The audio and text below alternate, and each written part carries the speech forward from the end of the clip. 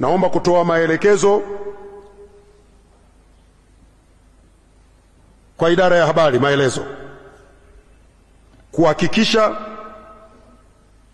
kazi ya kuratibu vitengo vya habari serikalini kupitia ofisi ya msemaji mkuu wa serikali inasimamiwa kikamilifu na kuweka mfumo wa kisasa ambao bahati nzuri umeshaandaliwa kupima utendaji wao, ili tunapokutana mwakani katika kikao kazi hiki tuwe na majibu ya kila mmoja amefanya nini na katika eneo lake.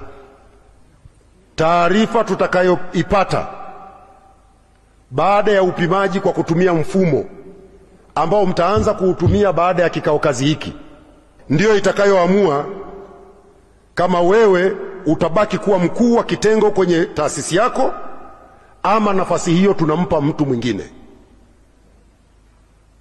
Naomba nirudie. Maelekezo ya Mheshimiwa Paul Christian Makonda, Waziri wa Habari, Utamaduni, Sanaa na Michezo, ni kwamba tumejenga mfumo wa upimaji wa kazi za maafisa habari wakiwemo wakuu wa vitengo vya habari serikalini. Vitengo vyote. Matokeo ya mwakani ya upimaji ndiyo yatakayoamua nani atakuwa mkuu wa kitengo kwenye taasisi, kwenye wizara, kwenye idara ama kwenye mamlaka ya serikali. Maana yake ni nini? Serikali ilipoweka utaratibu wa kuwa na mkuu wa kitengo kwenye taasisi ama kwenye mamlaka ya serikali, lengo ilikuwa ni kwamba mkuu wa kitengo ama mkuu wa taasisi ukawasimamie maafisa habari ulionao. Mnanielewa vizuri? Maafisa habari ulionao wasipo deliver, umefeli wewe mkuu wa kitengo. Hilo chungu kidogo, si ndio?